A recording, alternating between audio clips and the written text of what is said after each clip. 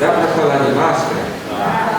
Amém. Eu uso máscara, uso óleo, certo? Aliás, o álcool em gel, uso lenço também quando precisa, mas o microfone já está higienizado, certo? Quero dizer aos irmãos que não é com medo, certo? Covid-19, não é medo da morte, mas é precaução, não porque eu seja de um grupo de risco, eu não sou do grupo de risco, apesar dos 72 anos, certo?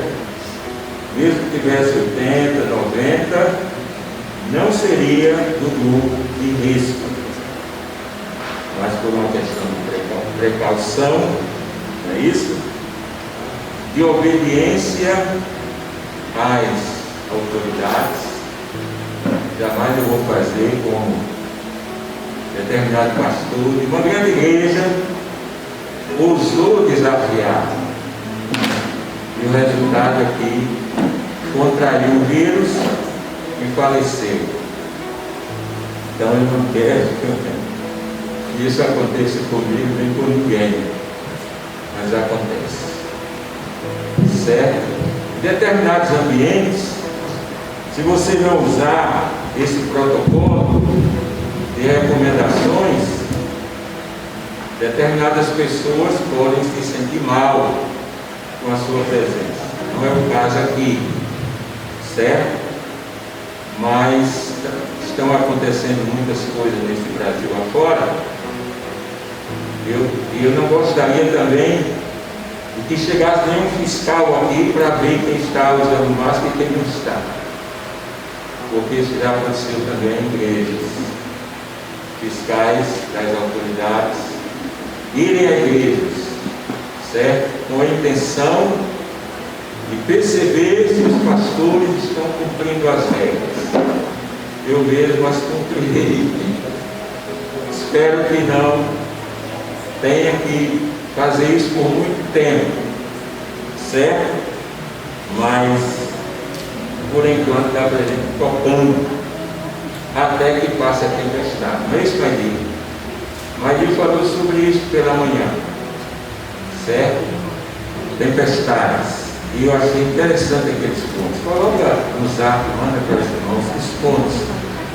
Não precisa os comentários. Amém, amados? Vamos orar então? Fiquemos de pé e oremos. Ó Deus, querido e amado Pai, graças te damos, porque estamos na tua casa, na tua presença. Estamos cultuando ao Senhor, adorando ao Senhor, juntamente com irmãos em suas casas, irmãos de memorial, irmãos de outras igrejas, espalhados por este mundo afora, que nos acompanham neste culto ao Senhor.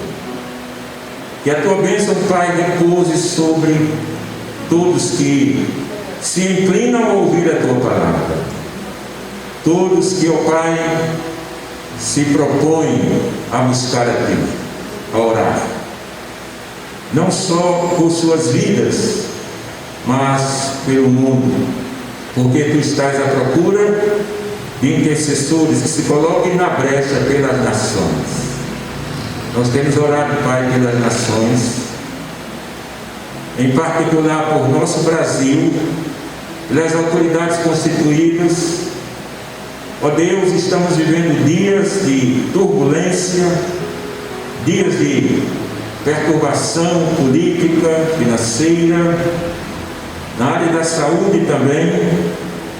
Estamos, ó Deus, ouvindo de milhares e milhares de pessoas que estão morrendo devido, ó Pai, a esta pandemia que nós entendemos o Senhor decretou ou permitiu para chamar a atenção das nações, para alertar a igreja, o teu povo, a buscar a tua face, a se arrepender de seus maus caminhos, coisas Amém. Diga glória a Deus. Glória a Deus.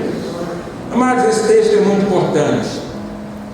E como eu falei na semana passada sobre o tema que anunciei, ao ler esse primeiro versículo, sendo iluminados os olhos do vosso coração, que em algumas versões diz vosso entendimento, eu gostei e me senti certo, impelido pelo Espírito a continuar tratando do mesmo assunto. Deus nos deu olhos iluminados. Eu citei vários tipos de olhar na semana passada, mas esse não estava no script. E então isso me chamou muito a atenção. O que significa olhos iluminados? Eu creio que resume parte do que eu falei na semana passada, certo?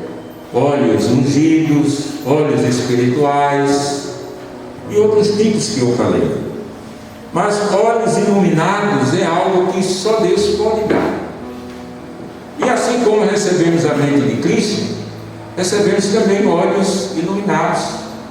Inclusive, fazemos uso do colírio que Ele nos oferece em Apocalipse 3, 18. Certo?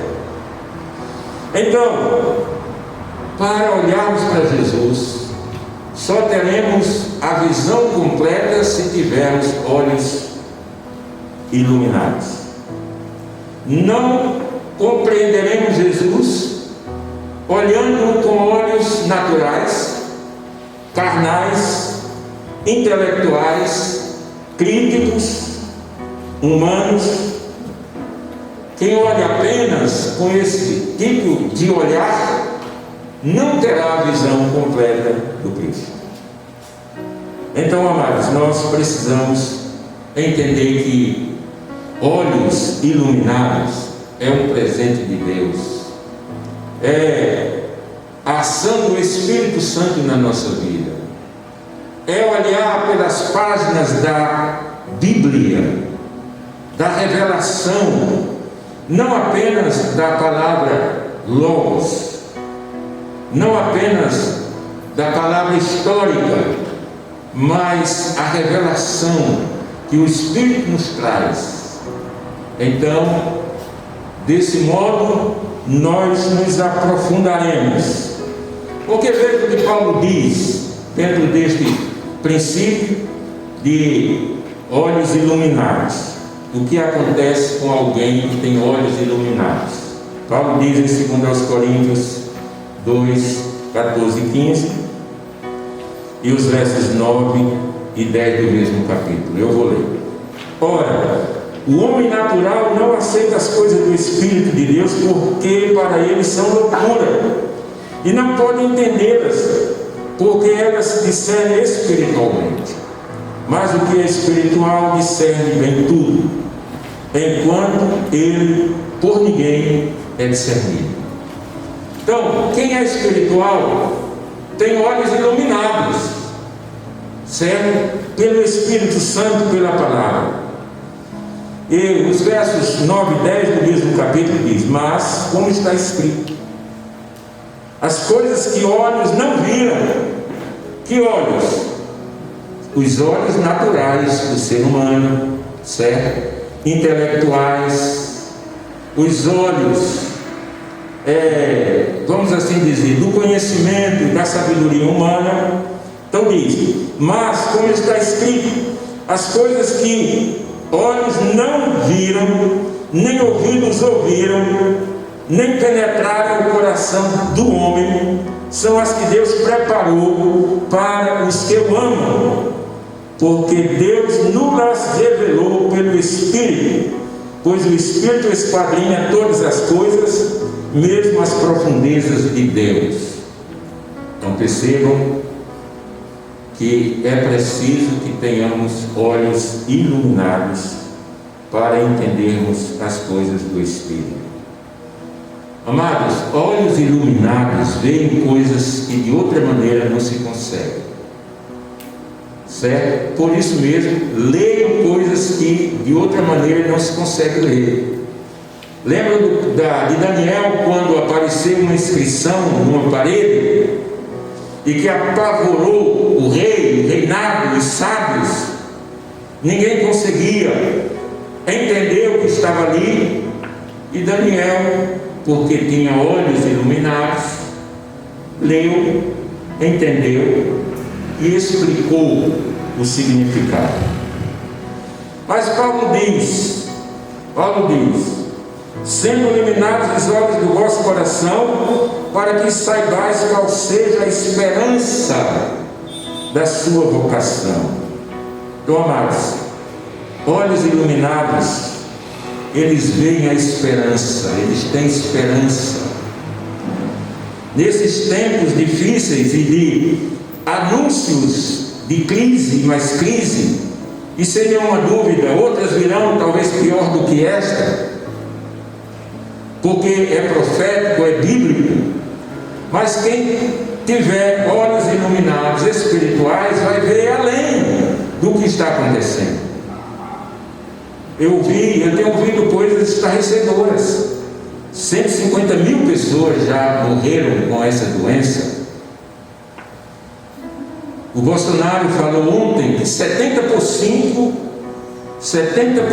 dos brasileiros vão ter este problema. Ele falou isso.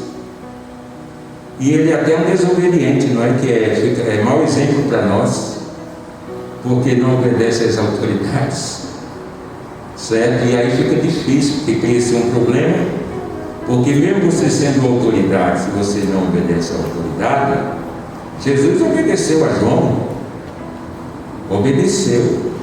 Não, eu não posso te batizar. Não, você vai ter que batizar para cumprir a justiça. Jesus se submeteu a João. Então o Bolsonaro, eu não desisti dele ainda, mas ele tem dado exemplos péssimos, certo?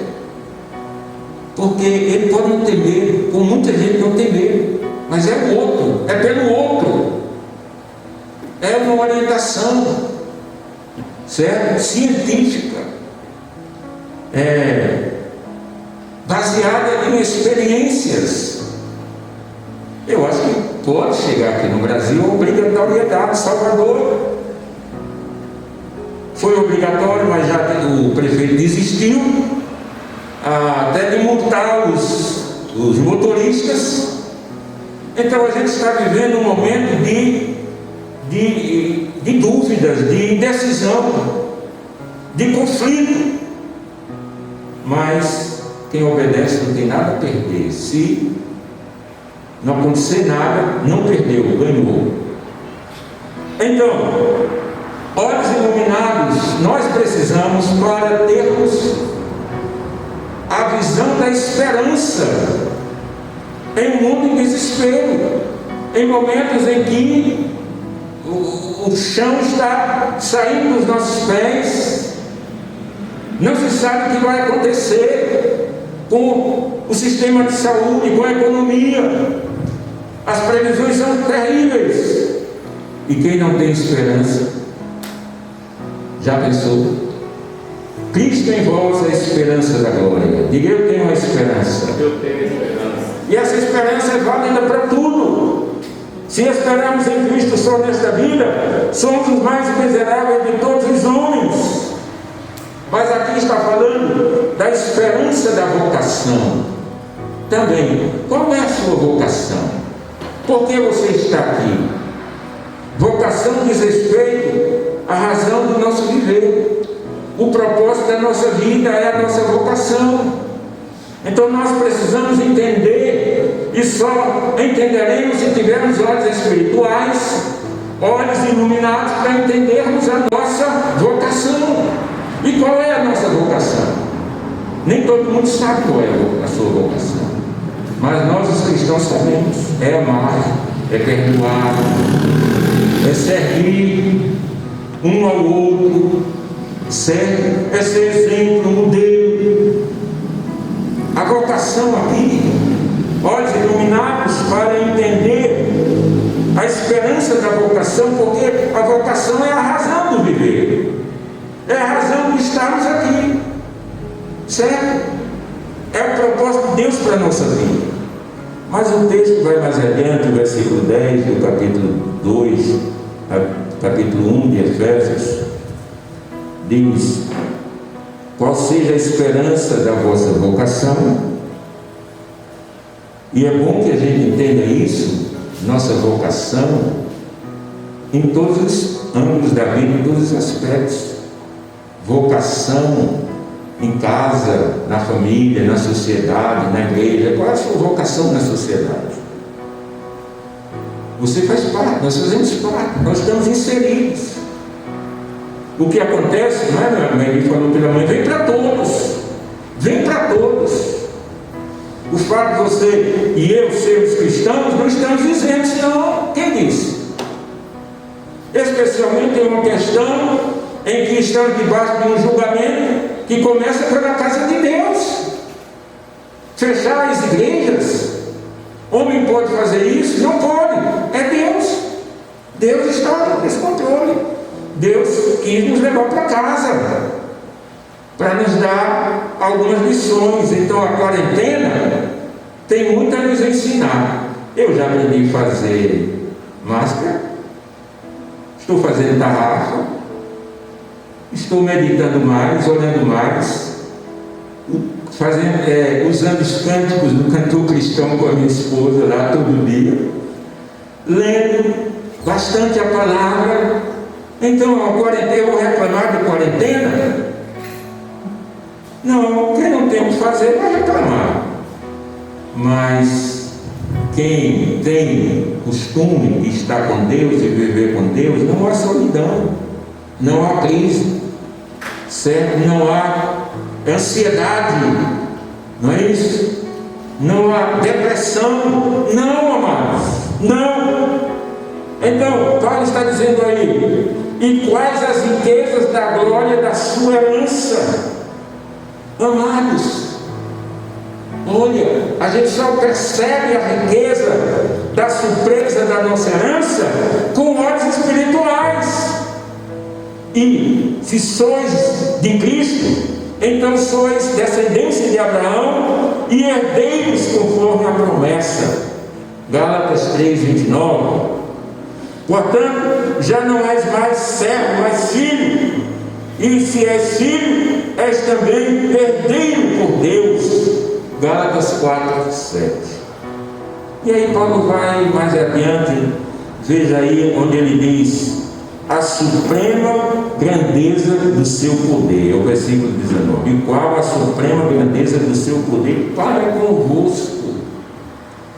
Amados, a gente está debaixo de um poder que está acima de todo poder, que não se compara ao poder econômico, ao poder da ciência, está além de tudo isso. Mas nem sempre nós percebemos a grandeza do poder que há em nós. Mas esse poder não é para usarmos como queremos, não é para fazermos o que queremos, porque se for, nós poderíamos já ter mandado embora esse vírus, já teríamos acabado com essa pandemia. Mas o poder não é para isso, meus irmãos. O poder é para nos manter na crise, o poder é para nos manter salvos na tempestade. O poder é para fazermos a vontade de Deus, é para fazermos a nossa vocação acontecer. Então Paulo diz: a grandeza, a suprema grandeza do poder. Agora, meus irmãos, olhos iluminados é para algo superior a tudo isso. Eu diria: os que têm olhos iluminados encantam-se com o esplendor da suprema grandeza de Cristo, da supremacia de Cristo. E agora eu quero ler Colossenses 1, a partir do 15. Você pode acompanhar aí. É algo que nós precisamos atentar para isso, porque, amados, a gente está olhando para muitas coisas e a nossa atenção tem sido desviada do foco, não é isso? Eu via sempre o ex-ministro da saúde, que eu sabia que não ia terminar bem aquela história, porque, não vou falar não, estou sendo enganado, você não é? Vou parar por aí. Mas o homem é vaidoso, de um modo geral, somos vaidosos. E você quer conhecer alguém, dê a ele poder. Então, nós devemos nos encantar com a supremacia de Cristo. Colossenses 1:15, o qual é a imagem do Deus invisível, o primogênito de toda a criação, porque nele foram criadas todas as coisas nos céus e na terra, as visíveis e invisíveis. E notam que o vírus é invisível, viu? É invisível. Sejam tronos, sejam dominações, sejam principados, sejam potestades, tudo foi criado por ele e para ele. 17. Ele é antes de todas as coisas, e nele subsistem todas as coisas. Cristo, não é? Também ele é a cabeça do corpo da igreja, e o princípio, e o primogênito de entre os mortos, para que em tudo tenha a preeminência. Olhos iluminados veem em Jesus a preeminência, o supremo, o esplendor, a grandeza, e se encantam com isso, e se satisfazem nisto, em Cristo, que é tudo isso. Versículo 19: porque aprove a Deus que nele habitasse toda a plenitude. Amém, irmãos? E encerrando, quem tem olhos iluminados está mais voltado para as coisas do céu. Isso aqui é muito forte. Eu vou ler um texto que deve nos impactar a todos nós. Quem tem olhos iluminados está mais voltado para as coisas do céu. Colossenses 3, de 1 a 4. Se, pois, fostes ressuscitados juntamente com Cristo, buscai as coisas que são de cima, onde Cristo está assentado à destra de Deus. Pensai nas coisas que são de cima e não nas que são da terra, porque morrestes, e a vossa vida está escondida com Cristo em Deus. Quando Cristo, que é a nossa vida, se manifestar, então também vós vos manifestareis com Ele em glória. Amém, amados? Aliás, o primeiro versículo que lemos, que está sendo básico, Efésios 1:18, fala: em quais as riquezas da glória da herança. Então, amados, vejam o que Paulo está dizendo: se, pois, ressuscitastes com Jesus, buscai as coisas de cima, olhai para as coisas de cima, certo? Pensai nas coisas que são de cima. Eu pergunto: o que está ocupando mais a nossa mente? O que está atraindo mais os nossos olhos? O que estamos olhando mais nesses dias? É preciso que tenhamos muito cuidado. Amém, amados? Amém? Porque olhos espirituais, olhos iluminados, não podem focar demais nas coisas desta vida e menos nas coisas lá do alto, onde Cristo está assentado à destra de Deus. Amém, amados? Então não nos deixemos levar pelos encantos das coisas efêmeras desta vida, das coisas passageiras, sejam boas ou ruins. Mas o pior que a gente percebe E o mundo está voltado para as coisas ruins que estão acontecendo. Aliás, esquecemos até das boas que já aconteceram. E estamos preocupados demais, voltados demais, envolvidos demais com as coisas desta vida. Mas Cristo Jesus satisfaz. Amém, amados? Levante as suas mãos. E o amor de Deus, o nosso Pai, Eu recebo. a graça salvadora do Senhor Jesus Cristo, Eu recebo. a comunhão e as consolações do Espírito Santo, Eu recebo. sejam com todos vós, agora e para sempre. Amém. Amém.